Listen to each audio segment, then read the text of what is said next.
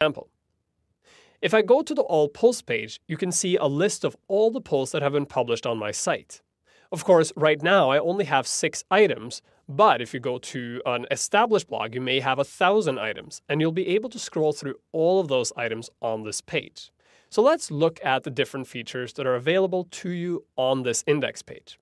Of course, at the very top, you have a button where you can add a new post. So if you're on this particular page, you actually have 3 different places you can click on to create a new item. Directly underneath the title, you have some filters. Here you can either look at all the posts, just the published posts, and you can also look at the trash. If you had any posts in draft format, you would also have a draft option here. So you could see all posts and only draft posts and only published posts. Next, you have a drop-down where you can select to either do bulk actions on all the selected posts, edit all the selected posts, or move all the selected posts to trash. And we'll look at these features a little later on. If you choose any of these options, you have to click Apply to make them happen. Next to the Actions button, you have Filters, and here you can filter the posts based on dates, and you can also filter them based on the categories. So if I only want to see what's published under the photography category, I simply select photography and click Filter. And WordPress will filter out anything that's not under the photography category. Once you have hundreds of posts, this becomes a very valuable feature. If you're looking for a specific post, you can also do a free text search here. And this free text search will allow you to search through all the posts on your site and find exactly what you're looking for. So if I type in fork, for example, and click Search Post, I'll only find the posts that have the word fork in them. By default, the display of the post is as follows. Each of the posts is listed starting with the post format. If a format is applied, you can see this post has the link format applied. You then see the title of the post. You have an edit button for full editing. You have a quick edit button for quick editing. You have a trash button to trash the post. And you have a view button that allows you to view the post on the front end of the site. Next, you have the name of the author. You have what categories and tags are applied to this particular post. The number of comments, which also links you directly to the comments for this particular post. And finally, the date. If you want to get more information about each post, you can change the display from the list view to a more expanded list view with this button up here in the right-hand corner. This also displays the beginning of your content or your excerpt for this post.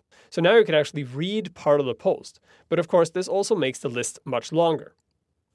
If you want to change what is displayed in this index, you can go to Screen Options, and here you can toggle on and off all the different features. So for example, if I don't want to see the tags, I can simply uncheck tags and they disappear.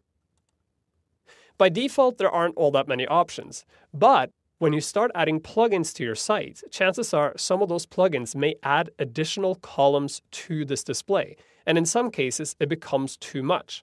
In that case, you can go up to Screen Options and turn off the features you don't want displayed, so it becomes less of a cluttered experience. Inside Screen Options, you also have a very interesting feature that allows you to change the number of posts that are displayed on each index page. Because when you get more posts, you'll go down to the bottom and then you'll get a navigator that allows you to navigate to the next 20 or the previous 20 posts.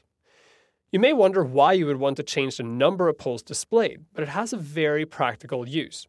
Let's say, for example, you want to change the author of 200 posts and you have a total of 900 posts within your blog.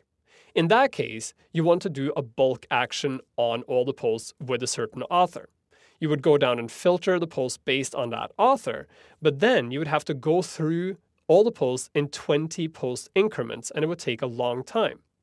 What you can do instead is change the number here from 20 to say 100, and then you do the same bulk action, but you would do it to 100 posts at a time instead of 20, and that would make it a lot easier. Now that you understand this index page, you'll see that the index page format is duplicated throughout WordPress. If I go to Pages and All Pages, you'll see we get much the same experience. Of course, there's less information because pages don't have categories and tags But you see all the other types of information that are available, and you can edit the content in exactly the same way. But you're not restricted to only editing the posts and pages themselves. You can also edit other elements like categories. If I go back to posts, you see that under posts, I also have the options for categories and tags. And these are the index editors for your categories and your tags. If you go to categories, you get the ability to create a new category by setting a name, a slug, and a parent category if you want to do that. You can also set a description for each of the categories, and depending on the theme, that description may display on your category index pages.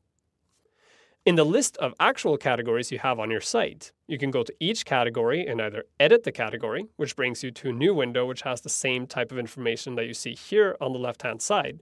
You can also do a quick edit of the category, which allows you to change the name or the slug of the category.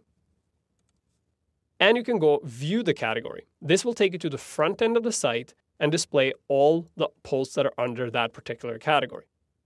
Maybe most interestingly with this category page is the number of posts link on the right-hand side here. If you click on this link, you'll be taken to the posts page filtered for the category you're currently looking at. So you won't see all the posts, you'll only see the posts that are under that particular category. This can be very useful if you're, for example, looking for a specific tag and you want to know which posts are under that particular tag.